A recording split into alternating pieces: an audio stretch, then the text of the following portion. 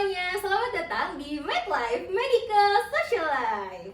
Nah, teman-teman, aku di sini Vera Safira atau bisa dipanggil Vera, baru banget buka podcast nih, yaitu MedLife. Nah, di podcast MedLife ini aku bakal bahas apa sih? Sebenarnya banyak banget topik yang bakal aku bahas di podcast ini. Tapi hari ini aku bakalan ngangkat satu topik yang sangat menarik. Nah, topiknya itu tentang apa? Yaitu tentang penerapan Pancasila pada mahasiswa kedokteran. Nah, kira-kira aku bakalan ngundang siapa aja sih narasumbernya? Buat narasumber yang aku undang ini adalah dari teman-teman aku sendiri. Ada 3 teman aku yang mereka ini memang jago-jago banget di organisasi dan juga punya pengalaman yang sangat oke parah. Nah, mungkin tanpa berlama-lama lagi, aku bakalan undang narasumber pertama kita. Terkait apa sih di narasumber pertama kita ini? Langsung aja kita undang. Silakan masuk. Halo. Nah, mungkin boleh perkenalan diri dulu nih. Oke, perkenalkan, namaku Putri Maharani. Aku di FK ini organisasinya itu TBMM. Oke Putri, salam kenal ya Putri. Iya, Vera. Oke, nah Putri, aku tuh kepo banget nih, kan kamu ini ikut organisasi TBMM. Setahu aku TBMM itu mengarahnya memang ke masyarakat gitu ya. Nah, dari kegiatan-kegiatan atau dari prokernya TBMM ini, apakah ada yang dia itu mengarah ke pengamalan Pancasila gitu? Iya, jadi di organisasi TBMM sendiri itu dia itu memang sangat mengamalkan ya dari Pancasila, terutama Pancasila ke-1 dan juga kedua gitu. Oke. Nah, sebelum aku bahas tentang Pancasila, aku mau kenalin dulu nih organisasi TBMM itu seperti apa sih gitu. Oke. Jadi organisasi TBMM itu adalah organisasi sosial gitu yang ada di bidang kemanusiaan, kegawat daruratan dan juga kebencanaan gitu. Di Gempa Cianjur waktu itu pernah ada namanya turun bencana. Oh gitu. iya, aku pernah dengar itu juga tuh. Ya, jadi teman-teman TBMM itu mereka itu sempat juga diajak untuk turun bencana. Nah, dan juga di situ kita tuh bikinin posko gitu. Nah, kita ngebantuin dari warga-warga yang jadi korban gempa itu gitu. Terus juga di TBMM itu ada proker namanya human. Nah, proker human dari artinya human, manusia. Pasti kan arah kemanusiaan gitu kan. Nah, jadi di human itu isinya itu ngapain aja sih kita itu bakal screening gitu, screening kesehatan, terus juga kita bakal ngasih sosialisasi penyuluhan kesehatan gitu. Nah, rata-rata yang kita kasih itu ke yang udah sepuh itu, udah lansia gitu kan, mereka tuh kan udah banyak penyakit gitu ya, kayak diabetes, hipertensi. Nah, kita kasih penyuluhan ke mereka gitu. Memang TBM ini tuh tujuannya adalah ke masyarakat gitu ya Putri. Kira-kira ada nggak sih kegiatan lain yang memang dia itu mengamalkan dari sila pertama dan juga sila kedua selain dari human dan juga yang turun bencana tadi? Oh, kalau itu pasti ada sih gitu yang bakal nanti TBM melakukan nanti sekitar bulan Juli ini juga gitu. Ada apa tuh? Ada apa yo? Ada apa tuh?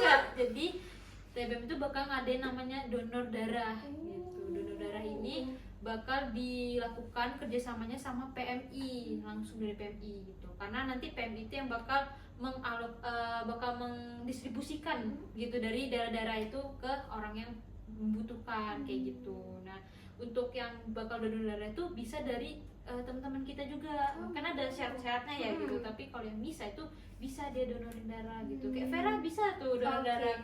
Nanti coba aku daftar ya Putri ya. Mungkin dari syaratnya aku baca Boleh, dulu nanti nih. aku di belakang kita boleh. gitu. Jadi kayak untuk sila kedua kan kemanusiaan ya, dan itu memang sangat mengacu kepada si donor darah, itu membantu dengan memberikan darah pastinya. Betul. Kan Ya, mungkin dari Putri narasumber pertama kita aku cukupkan dulu ya teman-teman. Sebelumnya aku terima kasih banyak kepada Putri udah mau datang ke podcast baru nih yang kayak masih cimit-cimit gitu. nggak apa-apa, ini pasti bakal sukses, ini bakal melejit nih Oke. podcastnya. Nah, mungkin sebelum kita tutup Putri, aku tuh punya jargon kalau di podcast ini. Keren banget ada jargon. Bener dong. Nah, jargonnya itu kalau aku bilang MedLife, kita berdua bilang Medical Social Life. Oke? Social life. Betul. Gitu ya? Oke. Oke, bisa kita mulai? Oke, Oke. siap. MedLife, Medical Social Life. Oke, makasih banyak Putri. Ya, makasih juga ya udah undang Oke. aku, Vera. Nah teman-teman, tadi kan aku udah undang Putri nih sebagai narasumber yang pertama. Selanjutnya aku bakalan undang temen aku yang selanjutnya. Dia itu juga ikut organisasi, tapi beda dong organisasinya sama Putri. Nah daripada kita berlama-lama nih, langsung aja kita panggilkan. Silakan masuk. Hai. Nah mungkin boleh perkenalan diri dulu nih ke teman-teman podcast aku. Oke, halo teman-teman, namaku Hadijah Ramajohan, biasa dipanggil Dija, dan aku juga salah satu teman dari Vera. Betul. Oke, sebelumnya salam kenal ya Dija, dan terima kasih banyak sudah mau datang ke podcast aku yang baru ini. Nah, tadi aku sudah sempat ngobrol-ngobrol nih sama Putri terkait dari Pancasila atau pengamalan sila-sila Pancasila. Tadi Putri itu nge-highlight dari sila kedua gitu, dari organisasi TBM yang dia ikuti. Nah, kalau dari Dija sendiri nih, Dija ikut organisasi apa dan juga apa sih yang diamalkan di organisasi tersebut? Oke, jadi aku masuk dari organisasi SMART sendiri. Jadi sebenarnya SMART itu basically cuma masalah penelitian ya kayak gitu. Sebenarnya juga bukan masalah cuman memang dia itu lebih ke masalah dari penelitiannya sendiri kayak gitu. Dan di sini dia itu ada kayak proker-prokernya gitu, ada program kerja. Sebenarnya seperti yang udah disebutkan juga tadi sama Putri ya. Kalau misalnya dia juga ada program-program kerja, misalnya kayak masalah human dan lain sebagainya kayak gitu. Tapi di sini kalau misalnya di SMART sendiri itu kan karena dia biasanya lingkupnya di dalam FK kayak gitu, dan dia itu di dalam ruangan. Nah kita tuh setiap kali sebelum melakukan program kerja kita tuh akan bernyanyi dari Indonesia Raya kayak gitu. Nah itu kan salah satu bentuk dari pengamalan Pancasila yang dia itu sila ketiga, Persatuan Indonesia seperti itu. Karena kan akan mengingatkan kita bahwa kita tuh harus cinta tanah air. Habis itu kita juga harus mengingat bumi yang kita pijak itu di mana sih kayak gitu. Nah selain itu juga sebagai mahasiswa FK ini kita tuh juga ada yang namanya Catur Dharma kayak gitu. Kan kita juga tahu ya yang namanya Catur Dharma ini mungkin dari FK sendiri akan lebih tinggi dibandingkan dengan yang lainnya. Tapi di sini si Catur Dharma ini itu tuh memang dipergunakan untuk masyarakat luas seperti itu. Dia itu akan membantu, contohnya kayak pembangunan dari rumah sakit seperti itu. Jadi dia akan memajukan dari kesejahteraan dari masyarakatnya sendiri seperti itu. Berarti memang dari Catur Dharma dan lain sebagainya itu tuh sebenarnya bukan kayak masalah uang aja gitu ya, tapi memang itu bermanfaat untuk masyarakat luas gitu ya Dija. Nah tadi tuh Putri membahas terkait dari organisasi dan Dija juga membahas terkait organisasi. Aku tuh penasaran banget gimana sih pembelajaran di FK-nya itu sendiri, apakah ada pengamalan dari sila-sila Pancasila atau seperti apa Dija? Oke, jadi kalau di FK sendiri itu ada yang namanya diskusi tutorial nih. Nah, di mana diskusi tutorial ini ada beberapa pengalaman Pancasila, terutama pengalaman Pancasila yang sila pertama dan sila yang keempat seperti itu.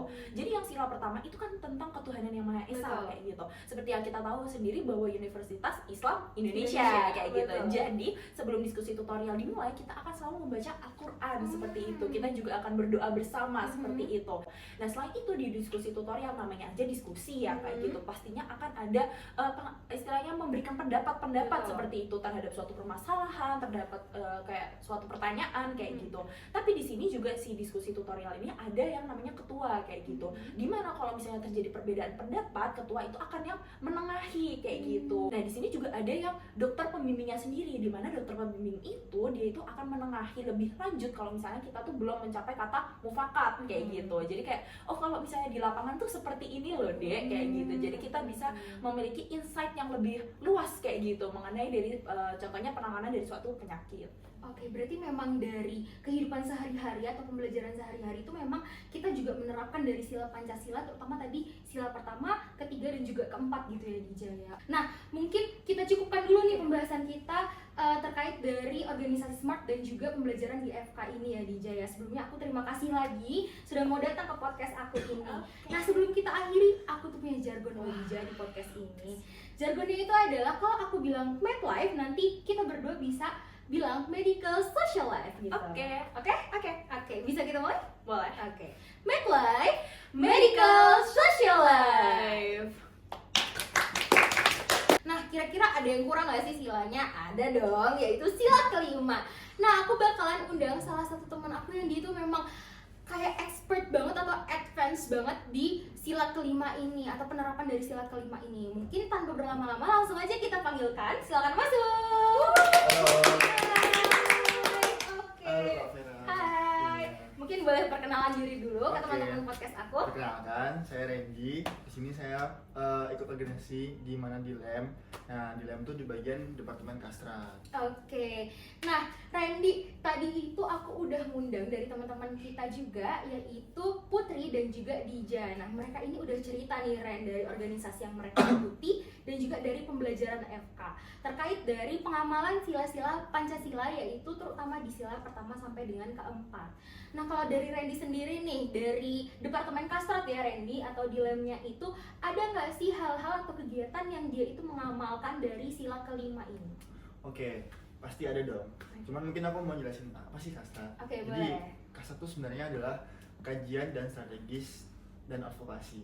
Nah, dimana kajian itu yang dimaksud adalah kita tuh mengkaji. Kita tuh mengkaji isu-isu terkini ataupun ada kebijakan-kebijakan terkini khususnya di lingkup FKUI sendiri. Oke. Nah, dimana kajian tadi kita diskusikan apakah itu udah baik buat kita ataukah baik buat umum atau udah baik buat semua. Nah, advokasinya adalah gimana cara kita untuk mempengaruhi apabila kebijakan itu masih salah. Nah, tadi kalau misalnya berhubungan dengan sila kelima, dan pastinya ada karena kan sila kelima adalah keadilan bagi seluruh rakyat Indonesia, di mana hak itu juga kita punya apabila ada kebijakan yang dirasa kita tuh nggak pas buat kita. Oke, ini itu sih kasarnya. Oh oke. Kalau mungkin dari proker-proker Kastrat yang lain, ada nggak sih Randy yang dia itu mengarah tentang keadilan sosial atau dari isu-isu terkini yang akhir-akhir ini panas banget gitu?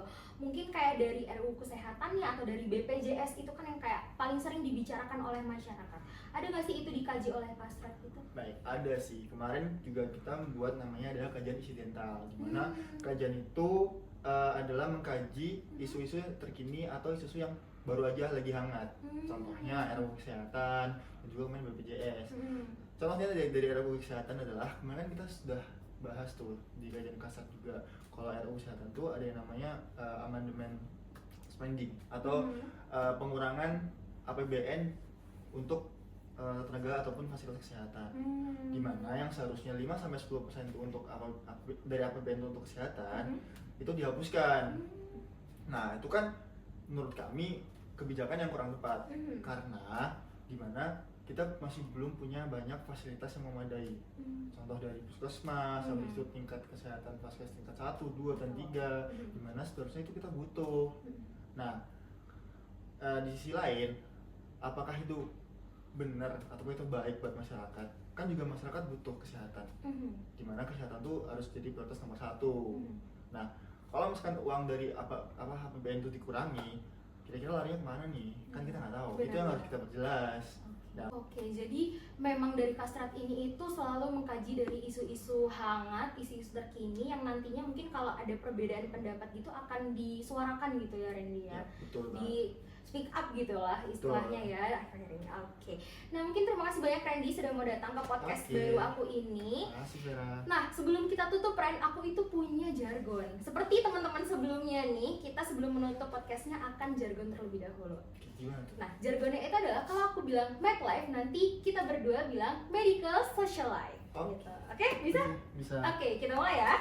Oke, MedLife, Medical Social Life.